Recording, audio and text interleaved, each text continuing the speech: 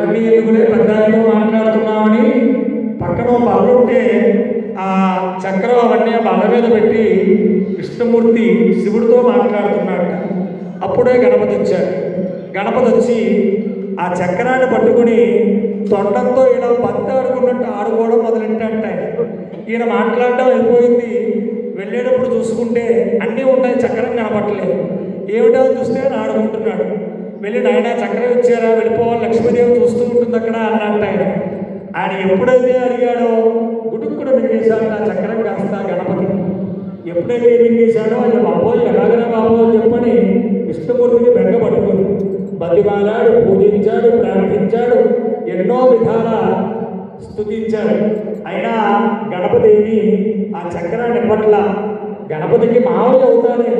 మేనమామ దగ్గర మేనలుడికి ఎక్కడైనా చదివే కదా, కాబట్టి ఆడిస్తున్నాడు ఆయన. ఇంక ఇలా కాదు, లోపల ఉన్న చక్రం రావాలంటే ఆయన నవ్వించాలి. పగలబడి నవ్వితే వినాయకుడికి వికట అని పేరు, వికటాయ నమః అని. ఇంత చేష్ట చేసినా విపరీతంగా నవ్వుతాడు ఆయన. ఆయనకి హాస్యం అంటే చాలా ఇష్టం. కాబట్టి ఆయన నవ్విస్తే కడుపులో ఉన్నది బయటకు వస్తుందని ఏం చెయ్యాలా అని విష్ణుమూర్తి అంతటి వాడు పొట్టికేలు ముట్టుకుంటూ ఆయన ముందు కుర్చీలు తీయడం మొదలెట్టాడు.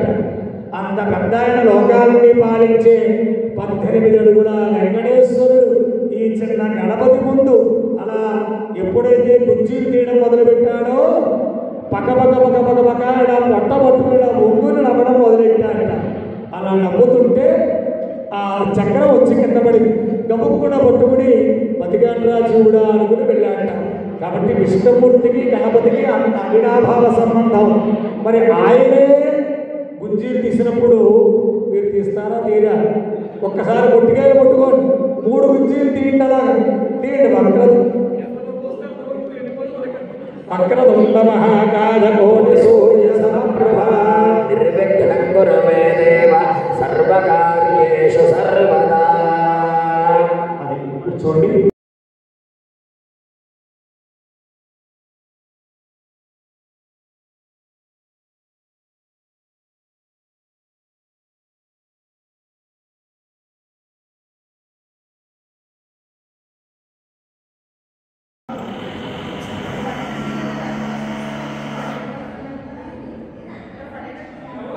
కూర్చునే దంపతులు ఎవరు వచ్చి వారి స్థానంలో ఉంచండి.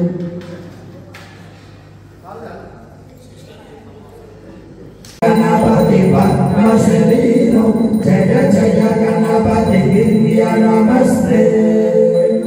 రజముఖవత్రం గిరిజాపుత్రం గణ గుణ మిత్రం గణపతిని సప్రియం